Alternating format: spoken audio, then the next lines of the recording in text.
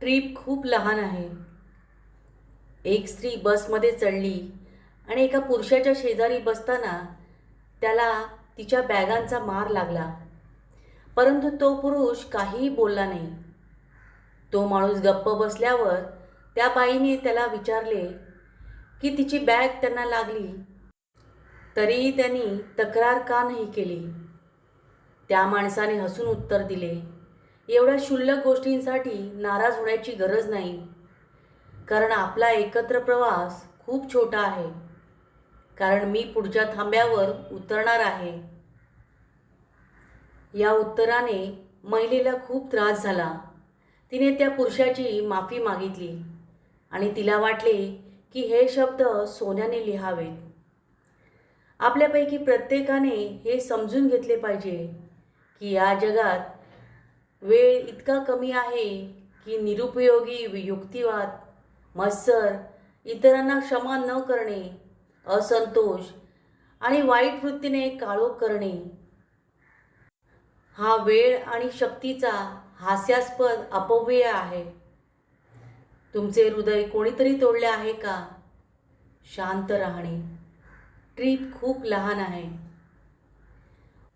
कोणी तुमचा विश्वासघात केला, धमकावले, फसवले किंवा तुमचा अपमान केला आहे का?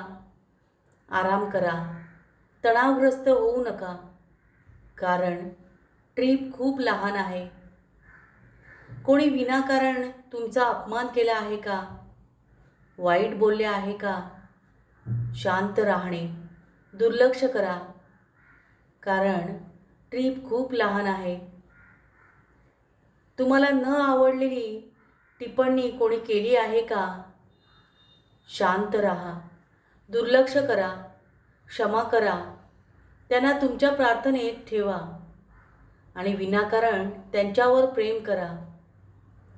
ट्रीप खूप लहान आहे. काहींनी आपल्यासमोर कितीही समस्या आणल्या, त्याचा विचार केला, लक्षात ठेवला तरच ती समस्या निर्माण होते. म्हणूनच लक्षात ठेवा की आपला एकत्र प्रवास खूप छोटा आहे.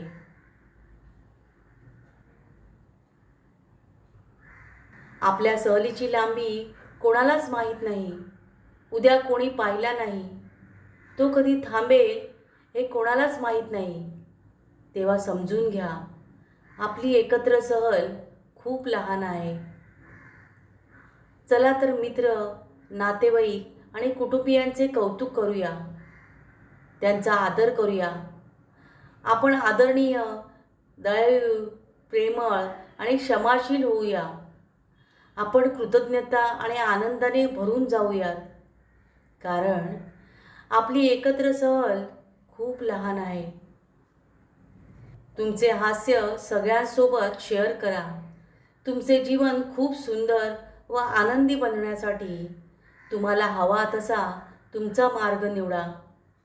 कारण कारण आपली सहल खूप छोटी आहे.